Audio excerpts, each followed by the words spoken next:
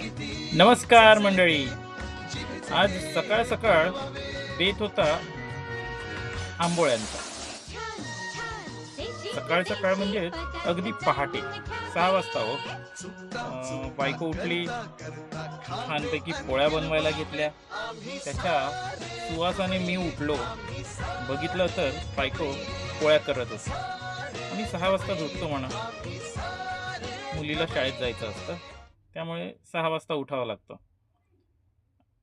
आणि बायकोने फटाफट पोळ्या काढल्या. 2 पोळ्या मला खायला दिल्या, 2 मुलीला दिल्या आणि बाकी मी डब्यात घेतल्या माझ्यासाठी. आणि बायकोला सांगितलं, की आणखी थोड्या बनव. तर मग कसा वाटला बेत? आणि तुम्ही कधी करताय तुमच्या घरी आणि कधी आस्वाद घेणार याचा? धन्यवाद.